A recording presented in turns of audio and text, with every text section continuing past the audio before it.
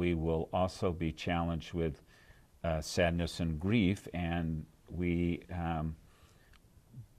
build institutions and we build frameworks and we build friendships and we build networks to help us in good times, but also especially in bad times. And my wife and I lost our daughter to a drunk driver, and our church came around us and just held us and kept us alive. And you know, when you build a church community and you fix the roof and you do it, you build it for the Sunday or whatever is the experience, but you also build it for times you hope you never see, but you probably will, because that's how life is. And so we build these civic ties and these relationships for the regular times, but we're somewhere in our hearts we know that we're also building them for the really hard times. So to the extent that we refer to the greatest generation, we're referring to people who lived through the Depression and the Second World War, the two worst things. And so there is an element to being a human that cries out for the commons, the civic, and it says, I want to do my part. That's just kind of what's inside of me. But some part of me says, someday I'm going to really need that to hold me. And I might have fallen down and broken my hip, and somebody needs to get an EMT and get me down to Hennepin County Medical Center. Or it might mean that there's been a shattering and a tragedy in a life, and that you need to physically be kept alive by your friends holding you in their love. And so while the civic part can be described in kind of social studies textbook terms, and I can think about statistics and I can compare our state to Wisconsin and I can do that sort of stuff, there's another element, which is that this is not just because somebody somewhere said, oh, this would be a good thing to do.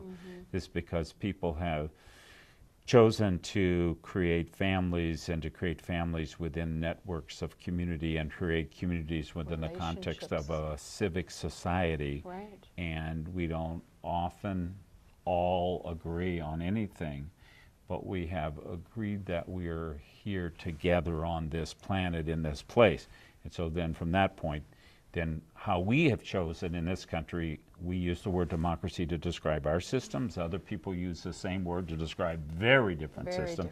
But as a practical matter, any use of the term is a use of a description of people taking responsibility for themselves. So the only definition of democracy is really the civic engaged. Is this what the founders wanted? They imagined it, I think. They had theory from the Greeks, they had theory from the Italians, they had theory from the Scots, but the Iroquois?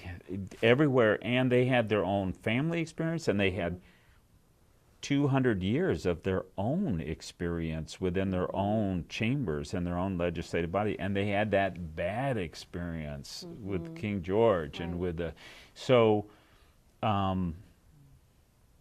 the near fatal debate on the ratification of the Constitution, which resulted then with the Bill of Rights being built in, and luckily for all of us, it was ratified and the nation was saved.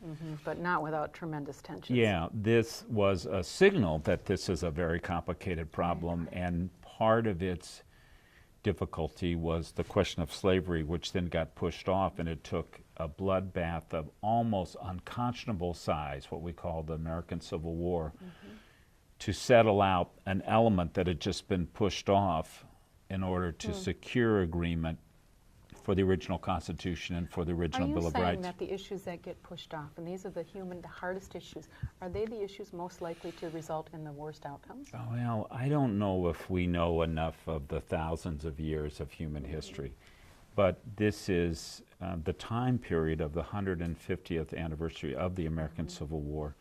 And so it has given us some prompting and some opportunity to reflect a little more deeply. And I had the great privilege and continue to have that privilege of working with our former governor, Al Quie. And so Al Quie was our governor here. His grandfather was in the Minnesota 1st Sharpshooters in the Civil War. was badly wounded in Antietam and had to come home. And so that was, so to speak, the good news, because then we were able to have Governor Quee. Right. But at the dinner table with Al Quee's father and the aunts and uncles, they would discuss how this Norwegian bachelor farmer, who really was thousands of miles away and really, we say, didn't have a dog in that fight, but had read Uncle Tom's Cabin, had read the Dred Scott decision, had thought in his life about liberty and freedom, and saw the horrors of slavery and said, well, I got to go off and be part of defending the nation. And the 1st Regiment was a volunteer army. These They were all not were. people that were asked or told.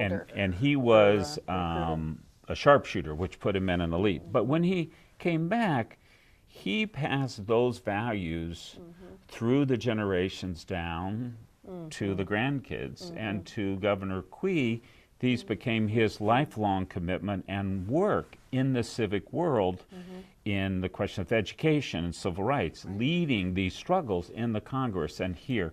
And so this part, which is the element by which the nation's struggle at its larger macro is somehow defined by the individual's participation, and then when they come home, it goes through the family.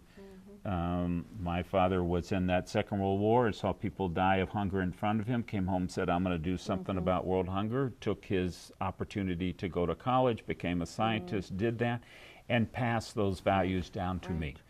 And so there is something in the human story, the thousands and thousands of years of human stories that we still have access to, that is an interplay between the person and the civic that is not distinguishable with a sharp knife. It's just public history put together. Woven together.